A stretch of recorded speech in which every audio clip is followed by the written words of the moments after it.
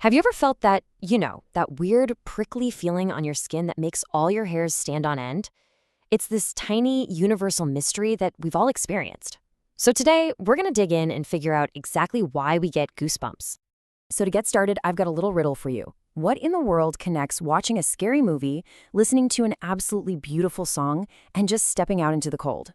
I mean, on the surface, they seem to have absolutely nothing in common, but they all trigger the exact same strange reaction in our bodies. And you probably guessed it, right? That one reaction is goosebumps. So let's dive into this prickly mystery. That's the common thread, that bizarre involuntary shiver. It's that sudden wave of bumps that just washes over your skin, and you can feel your hair standing up. And the weirdest part?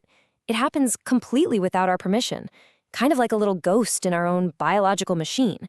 So how does it work? And maybe more importantly, why? Well, to solve this thing, we've got to look under the skin. Literally. It's time to understand the anatomy of a goosebump. Okay, so it all kicks off with a trigger. Could be cold, could be fear, it could even be a moment of awe. Your brain senses this and immediately releases this tiny little burst of adrenaline, the classic fight or flight hormone. That adrenaline shot then causes a microscopic muscle at the base of every single hair follicle to clench up. And when that muscle tightens, it pulls the hair straight up, creating that little bump on your skin that we know as a goosebump. It's a surprisingly elegant four-step chain reaction. And the star of this whole show, the little muscle doing all the heavy lifting, actually has a name. It's called the erector pili. Yep, that's the tiny, involuntary muscle responsible for the whole shebang. It's an incredible little piece of our anatomy, totally hidden from view but causing such a common, universal reaction. So now we know how it happens, but that doesn't really explain why, does it? Why do we even have this weird reflex? Well, for that answer, we need to hop in a time machine and travel way back to look at our hairy inheritance and a secret from our very, very distant ancestors. See, for our ancient ancestors, who were, a lot hairier than most of us are today, this reflex was an absolutely critical survival tool. But for us modern humans, with our kind of sparse body hair, it's become what scientists call an evolutionary echo. It's basically a leftover response that's found a whole new and pretty surprising purpose. So what was that original purpose? Well, number one, defense. Picture one of our furry animal ancestors facing down a predator.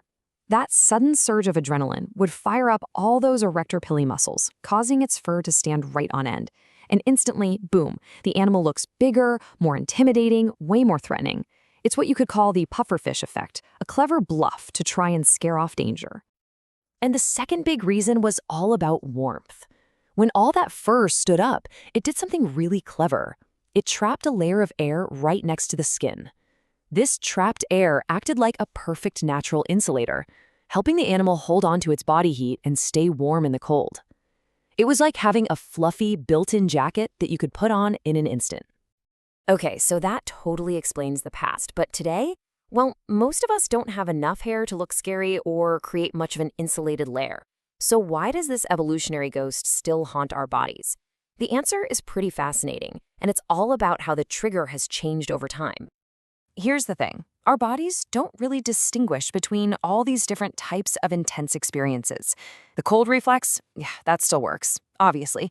But the same fight or flight system that once kicked in for a real predator now responds to the emotional threat of a suspenseful movie.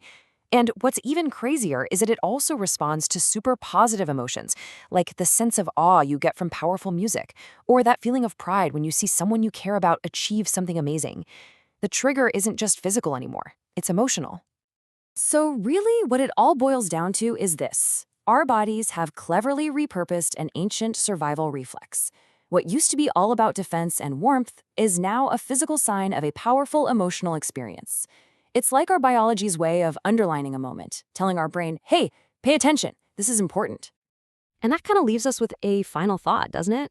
Goosebumps are this harmless, totally fascinating echo from our deep, deep past, just a little reminder of where we all came from, which really makes you wonder what other evolutionary ghosts are just hiding out in your body, waiting to be explained.